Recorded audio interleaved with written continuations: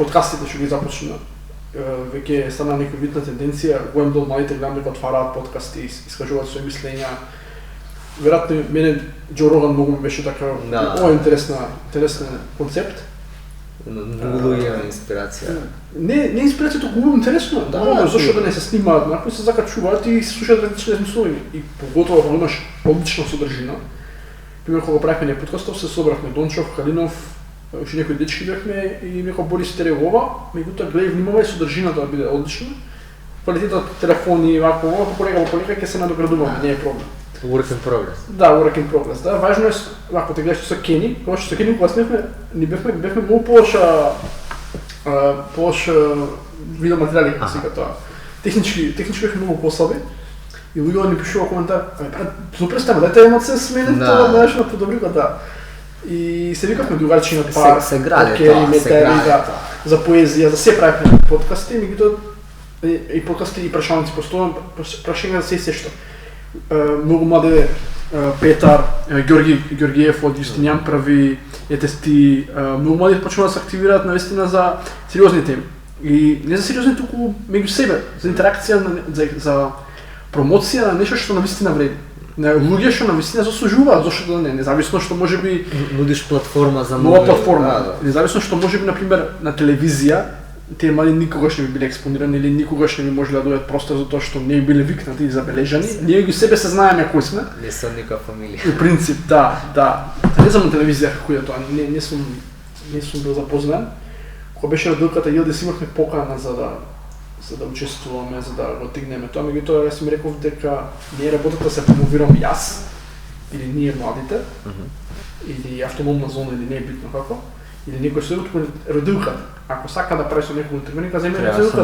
Да, не е потреба јас да она да земе материјал за утринска да пополни емисија. Ти како да си, како се вика, портпарол. Не, она сакаше си пополни место во. Да, често се случува тоа. Да, и ама тоа е интересно просто. Јас те прашам за завршам прашањето. Што тебе те натера? Што мислиш дека подкастите може да допринесат како платформа дополнително? И докаде може да се дали може да приведе се направи некој вид на поголема општествена промена преку сите тие подкасти дополнително?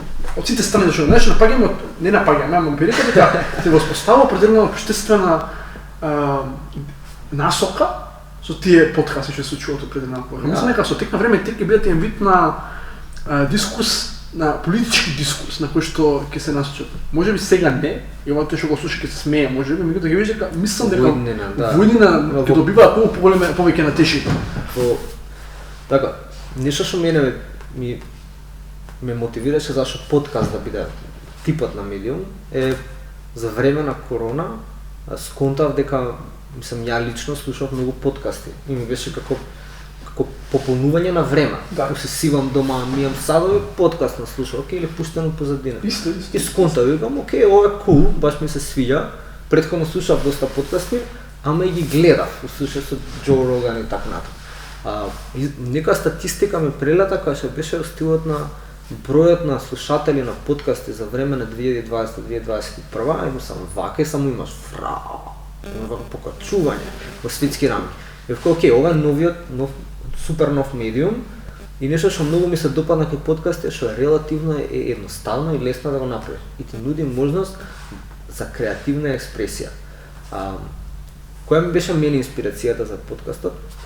Мојот подкаст не е, се вика Збор 2, нема политичка намера, ниту верувам дека ќе го насочам кон политика. Целта таму ми беше седев еден ден у парк, подпрем на дрво и си размислував, викам, што е тоа што ми се случи во животот.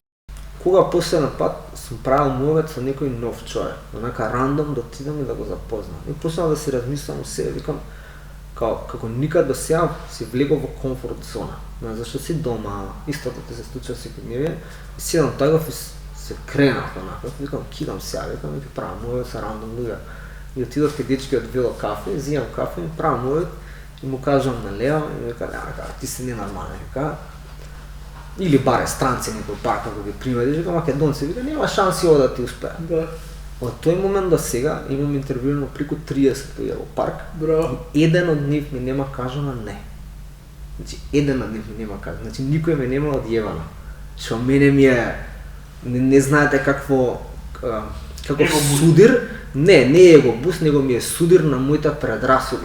Зашто ја тргнав со предрасудата, со стереотипот македонци нема шанси ова. Значи ја лично кој што ја имав идејата, ја тргнав со вкао онака врау, викам леле, викам зашто викам ваков мајндсет имам, не, зашто тргнав од идејата дека луѓето не може да се поотворени во општество. А се, и кога седнав со нив и бев као окей, што сакам јас со збор 2 да креирам?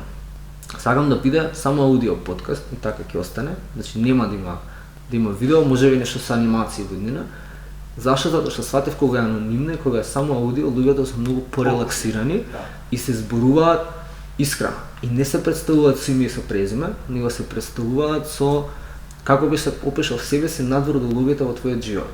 И зборат луѓе онака као зашто ти го гледаш онај металец и не знам што, ама он кој ќе каже вика јас сум осетлив ваков таков и осеја битието внатре у него. И ги прашувам прашања што се онака баш мене ми интересно и несекојдневно. И малку на почетокот ми фуфкаше.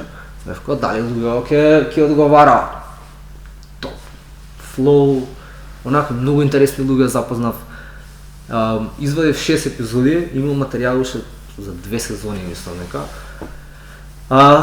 Кај застанав, значи збор 2 тргна да целта ми беше сакав да направам комјунити ствари на луѓе кои што ќе си даваат поддршка меѓу себе и малце како многу ни фали контакт помеѓу млади, помеѓу различни типови на луѓе. Сватев дека кога е анонимно имаш повеќе можност да